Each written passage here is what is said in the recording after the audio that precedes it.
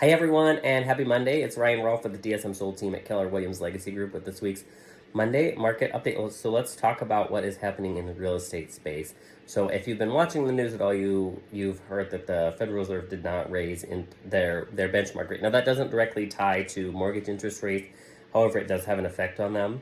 Currently, the average interest rate across the U.S. is 7.19%. So we are above 7%, and there is potential with a future 2023 rate hike by the Federal Reserve. Again, those things aren't tied together, and yet there's speculation usually before and after that. So there is a likelihood that we could see 8% interest rates before the end of the year.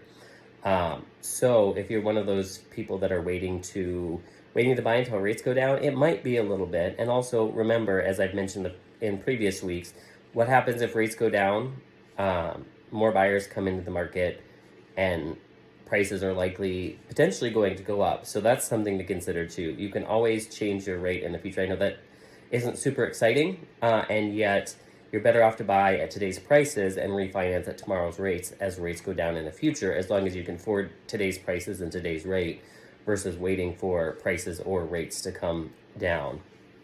This weekend, we saw 115 new homes come on the market.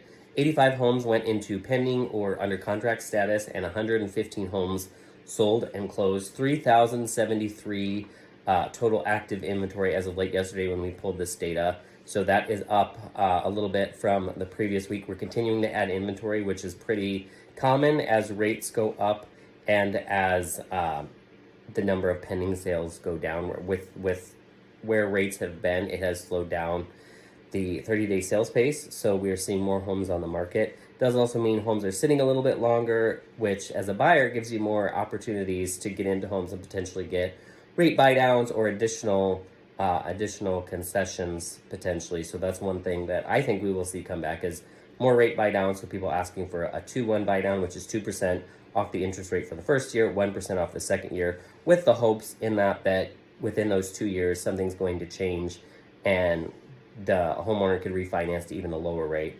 At the end of the day, if that didn't happen, rate would be whatever you signed at. So if your rate was, let's say, 7.125%, that's what your rate would be after the 2 years once your buy down is gone.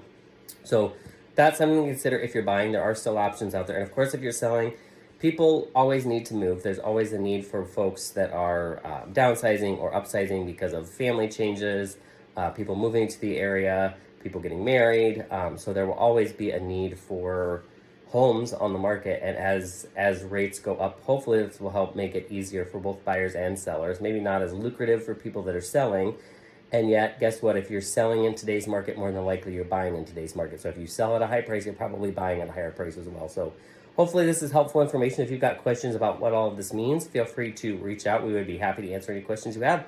Thanks everyone for watching and have an amazing week. Bye.